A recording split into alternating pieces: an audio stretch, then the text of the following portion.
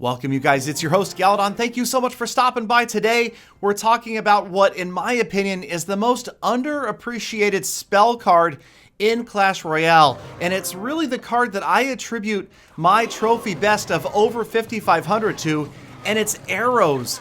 Let me tell you guys, I am having so much fun with well-placed arrows. It just feels so good to land them. And right now, everybody is using these bait-style decks.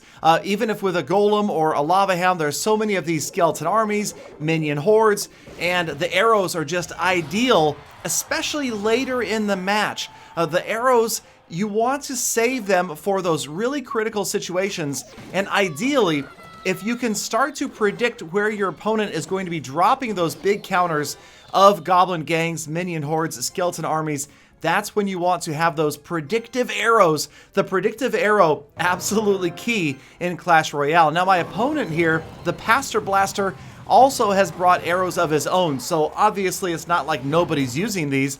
It's just a lot of people are preferring to bring other cards like the Fireball, Lightning, or the Zap, which I find gets me into more trouble than just about any other card out there, because it will not one-shot minions or the Goblin Barrel Goblins, and that just allows them to get so much damage in, especially if they're sent in teaming with, say, a miner or something else that has distracted that tower. Those little units can go on and on even when they have just a shred of health left.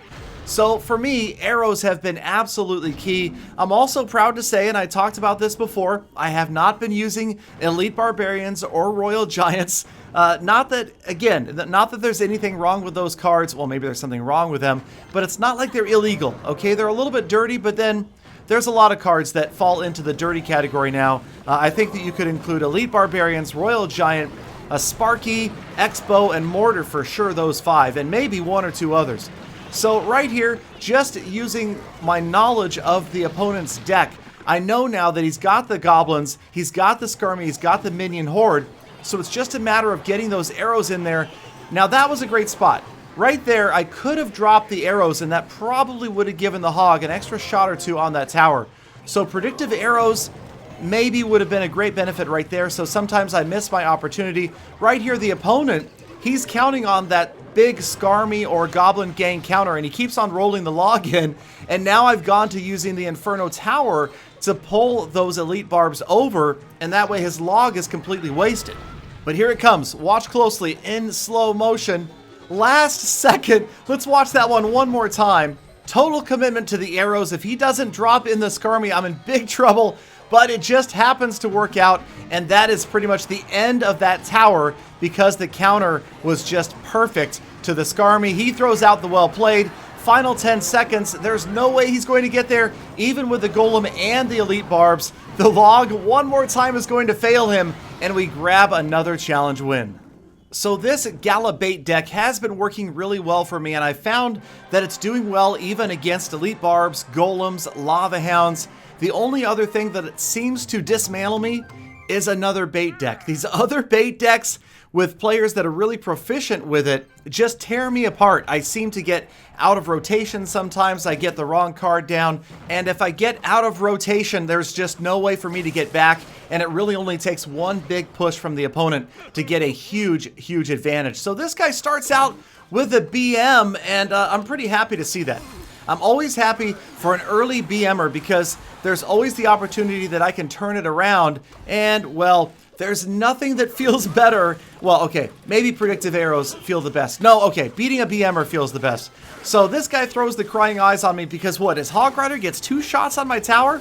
Now I realize, of course, right here, I've taken it back, and I'm actually ahead when it comes to damage. We've done a lot of damage on that left tower, and I don't really feel that I'm in a lot of trouble right here.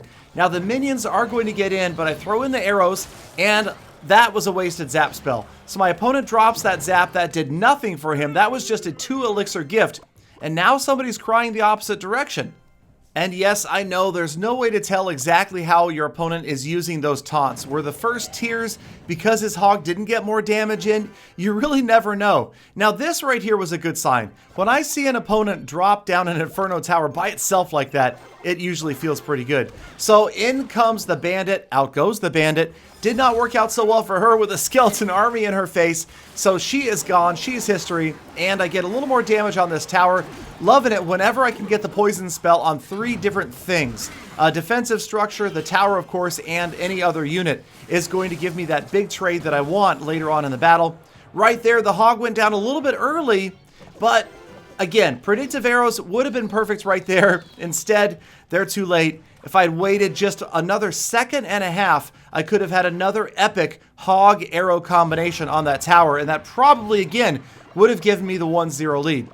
Now, this guy obviously not that familiar or comfortable with his bandit yet, dropping her by herself against a player who's playing a bait deck.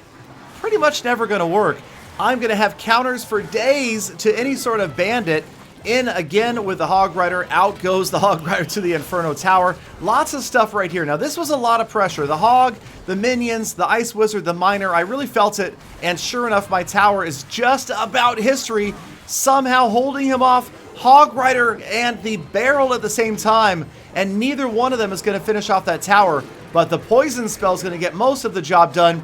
He throws in the Miner to take out the Princess. I could easily stop the Miner, but I can't stop the Hog. Final 10 seconds. He grabs the tower. We need 132 on that left tower.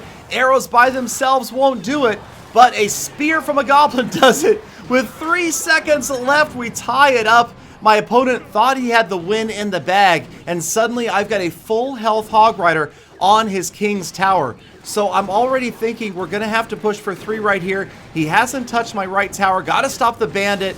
In comes the skeleton army. He zaps. In comes the goblin gang. Looking good. He is not going to get a lot of damage there. The Hog Rider never touches. Big mistake from me. I dropped the Inferno Tower. That was a huge waste of elixir right there, you guys. I realize that, okay? But that is me noobing it up. I'm always going to do that. I'm always going to screw up like that. Now I throw the Hog in. I'm just going for 3. That's all I'm thinking about right here. Chipping away at that King's Tower, 1400. The poison spell grinding away, trying to preserve that right tower. So we're still ahead by about 650, 700 hit points as far as trading. And of course, this being a challenge match, that overtime lasts for an eternity. So we throw in the Goblin Barrel and the Hog Rider, stopping the bandit. In comes his Hog, but check out his tower. Poison spell, arrows, Hog Rider, game over. 3 crown win. Another heart-pounding victory, and all my opponent can do is laugh at the end after opening with the BM. Bad manners. That's what BM stands for, by the way. For those of you that keep asking in the comments. All right, so it feels good to win with this deck, but here comes another replay in which the arrows are absolutely epic. This is just one of the best feelings in the game. We'll get to that in just a second, and we will slow it down so we can watch it against Happy Dragon. And again, check out this guy's deck. I will tell you, this deck gives me troubles no matter what I'm bringing. If I've got a bait deck, Hog Cycle, Lava Hound, anything, I'm always going to have to deal with the graveyard. I don't know, for some reason I feel like it's a super strong card. I know that Ash, Clash with Ash, talked about it the other day in a video of his about how powerful the graveyard is. And to be honest, the graveyard gives me nightmares. I realize I have a bunch of cards that are great counters to it. The Skarmy, the Goblin Gang, but it's still just going to be tough when an opponent knows how to use it and he's got other means to control your counters to the graveyard. So at this point, I'm not really thinking this guy's got the graveyard because he's got, well, a bomb tower and a golem.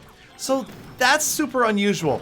But I'm happy to see the bomb tower because it's not going to really deal with my goblins, and it obviously can't stop the poison spell. So I'm feeling pretty good about the idea of not worrying so much about win condition with the Hog Rider.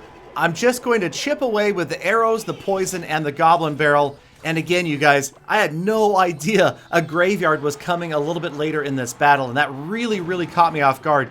It's one of the cool things about playing opponents like this. I like the sneak attack when somebody drops that card on you late. It's just fun to do to other people, and if you get it done to yourself, I'm slack-jawed. I'm like, what, a graveyard? No, oh man.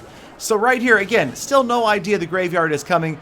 Golem was on his way down, so I'm thinking it's just a Golem-style deck. We're going to burn it down with the Inferno Tower, and the Skarmy has already done a good job of damaging that Golem. So the poison spell controls the minion horde, no problem. Golem never going to get to the tower. Inferno Tower does a great job. And at this point, I have to admit, I'm feeling a little bit overconfident, okay?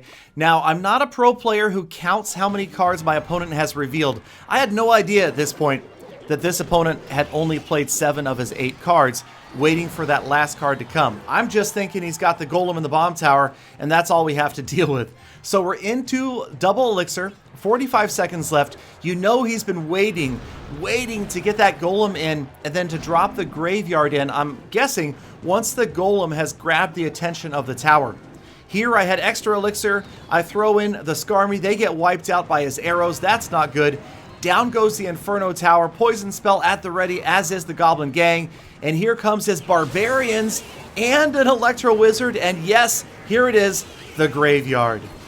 So I'll admit, I puckered a little bit right now as I saw that graveyard get dropped, but luckily I had all sorts of units to counter it. Goblin Gang, Skarmy, his arrows do a great job, but he's only going to get a portion of that tower down. We're going to press hard on his right tower and get ready. We're going into overtime, and the epic predictive arrows are coming up. So it's close. You'll notice that both of the towers just about the same remaining number of hit points. Threw in the poison spell, kind of hoping we could see some additional damage from it. And here it comes. Get ready as the Goblin Barrel is on its way across the field right here. The arrows committed in the air before anything is deployed. Looks like they're going to fall on nothing. And then the Goblin Gang gets vaporized, and I take the tower one more time. Arrows on their way. Just in a split second, the Goblins get in there, get wiped out, and I grab the overtime win. So again, so much fun with those predictive arrows. Loving this deck. Got me to my trophy best and some great challenge wins. Let me know what you guys think. And as always, thank you so much for sticking around, for spending part of your day with me. Make the rest of your day absolutely fantastic. Subscribe for update and sneak peek information. And please do come back again tomorrow, Galafam, for more full attacks.